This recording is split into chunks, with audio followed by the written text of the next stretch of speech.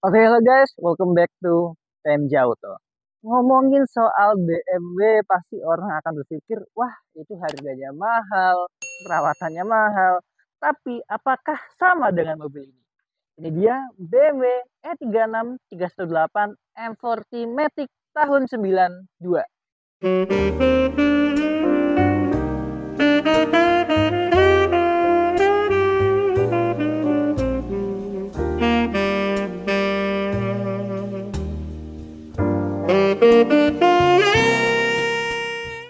Kalau ngomongin soal harga barunya, memang BMW ini harga barunya mahal. Tapi buat bekasnya, kayak mobil ini aja nih.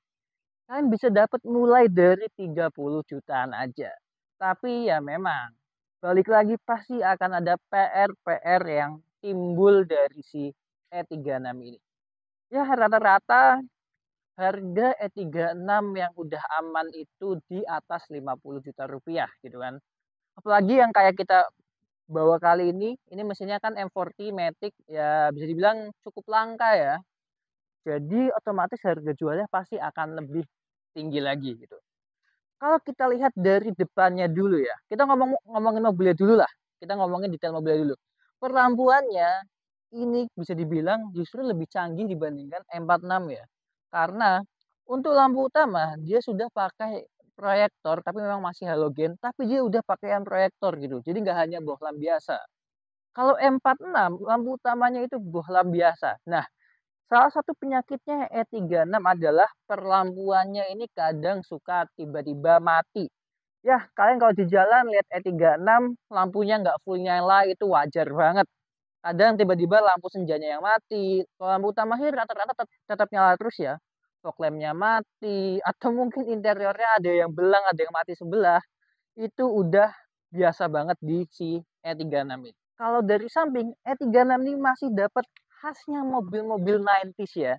Dia kaku, nggak yang aneh-aneh banget, dan ya kotak-kotaknya itu masih dapat. Jadi keklasiannya itu masih dapat banget di si E36 ini.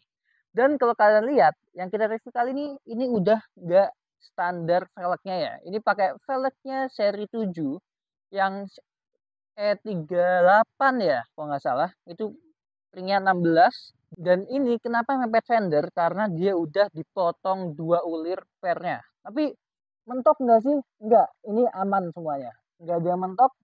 Kalau lewat posisi tidur juga tinggal mereng doang.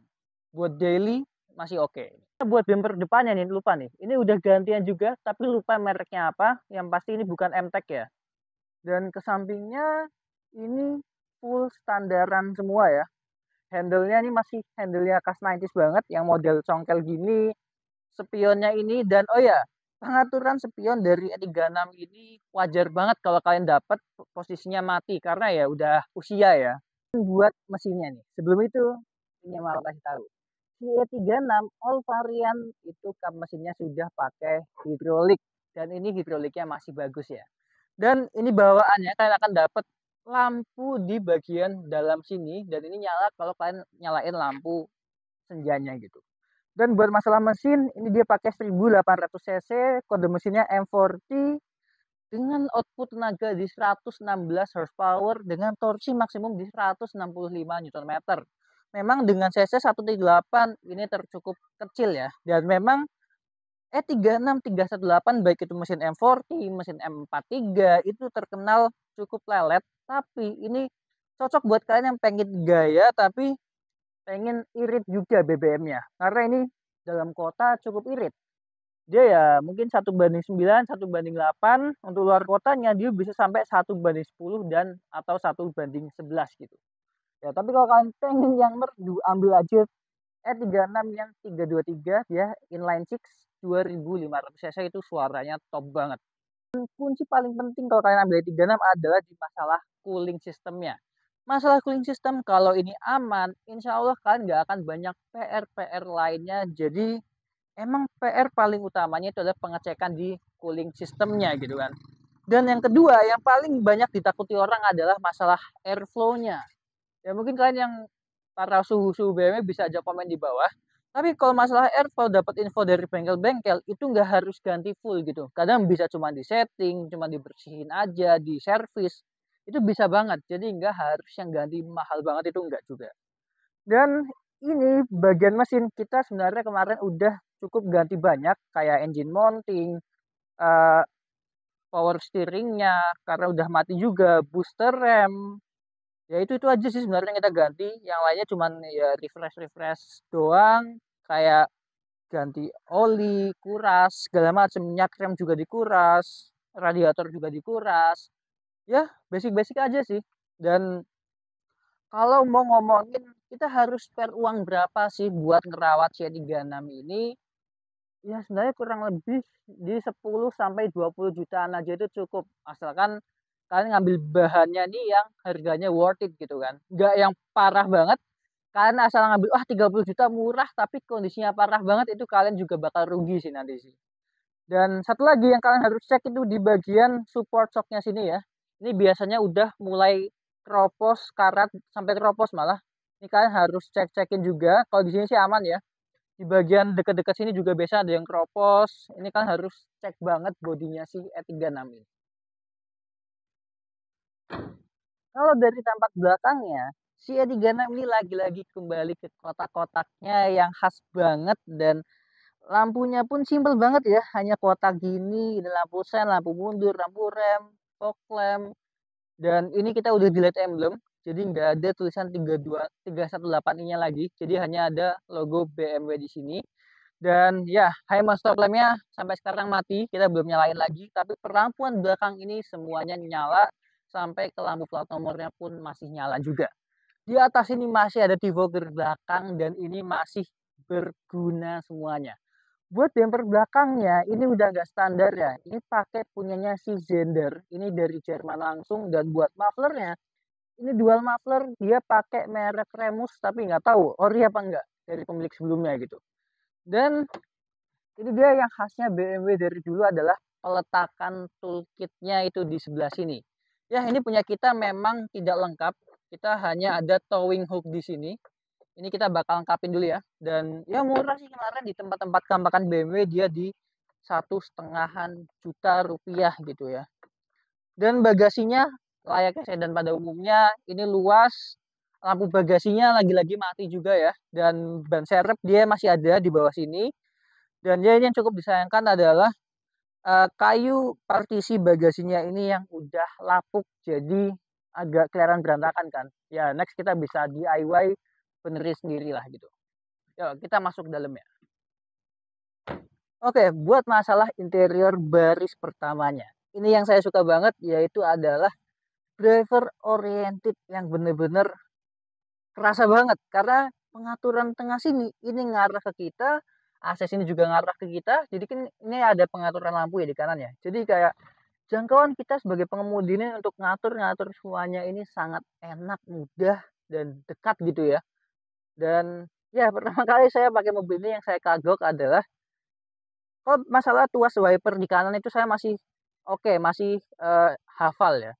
Cuman untuk nyalain wiper itu ternyata ke atas, bukan ke bawah. Ke bawah tuh hanya yang sekali usap doang, tapi yang untuk berlevel-level itu nyalainnya ternyata ke atas gitu, bukan ke bawah. Dan di sini dia ada untuk pengaturan high leveling headlampnya dan pengaturan dimmer ya. Untuk mobil tahun segitu udah ada pengaturan tinggi rendah headlampnya itu udah cukup oke ya.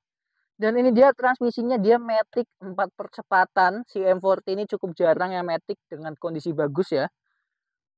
Pengaturan jendela dia full di sini semua tuasnya, depan, belakang, dan kan gak usah heran juga kalau E36 banyak yang jendelanya nggak bisa naik turun, bahkan ada yang kacanya sampai anjlok, itu sering banget terjadi gitu kan.